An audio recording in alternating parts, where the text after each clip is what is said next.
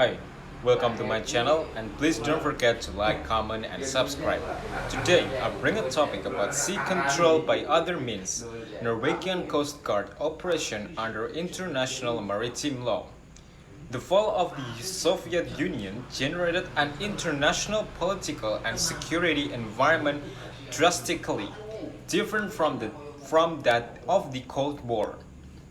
The prospect of inter-superpower war with its disastrous consequences was no longer a source of major concern, resulting in calls among some international relations scholars to study security issues beyond that of state survival to include environmental and human security. Although much attention has been paid to these broader aspects of security, much less attention has been on what this means for superpower. The late of 19th and early 20th centuries, writing a sea-power giants Alfred Thayer Mahan and Julian S. Corbett focused almost exclusively on the utility of superpower between states, particularly during wartime and for larger powers. Although some more recent works have attempted to tackle the issue of peacetime sea power, such as the Dorman et al. Edited volume The Changing Force Phase of Maritime Power. Geoffrey Tills on 2004 state that sea power is a guide to the 21st century, and James Cabot Gunboat Diplomacy last update on 1994. These have not adequately explored the extent to which classical naval theories apply in peacetime, especially for smaller states. Furthermore, they do not explore in depth the impact of the 1982 United Nations Convention on the Law of the Sea, or UNCLOS, on sea power.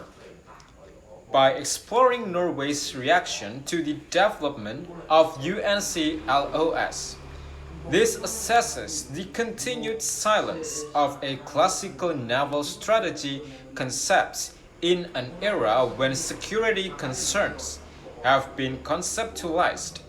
The argument is that despite differences in maritime means and also security ends through time, Norway demonstrates how the sea control concept in a traditional naval strategy literature continues to be applicable even in peacetime activities for a smaller powers.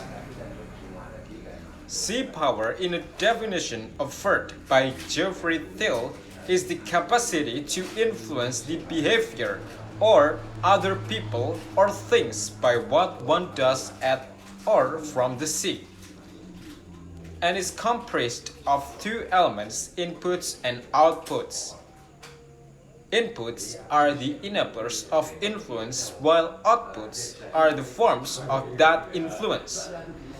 This broad conceptualization allows for a wide variety of possible, also manifestations of peacetime sea power. Defining power as influence over events has been echoed by other maritime strategic thinkers. It is including Rear Admiral Hill of the British Royal Navy and also prominent American naval historian Norman Friedman. And it is, however, a departure from earlier pioneers of sea power theory like Mahan or Corbett, who saw sea power as specific military and economic outputs. In his most famous work, The Influence of Sea Power, Union or Upon History 1990s until 1783, Mahan emphasized the centrality of recognizing the seas as a great highway upon which state wealth depends. Sea power's output in this sense is the safe conveyance of trade across the oceans for one's own economic benefit, while also denying the same for an enemy in times of war. The sea power inputs required for such outputs were naval fleets supported by well-placed bases that would allow for decisively eliminating an enemy's combat, also combat fleet, and lose the threat to one's own commerce, and or directly interdicting the enemy's commerce. Corbe shared the same general approach that naval strategy hinged upon the ability to interdict maritime commerce. If it were to have at all significant effects on the enemy's population.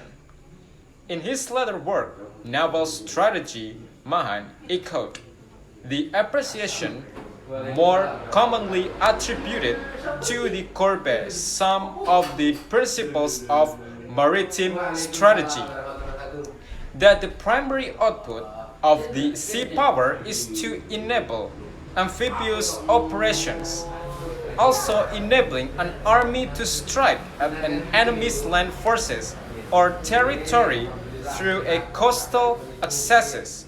But both of these major outputs or input halting seaborne commerce and also enabling amphibious operations, and required another operational condition to have been established as a sea control.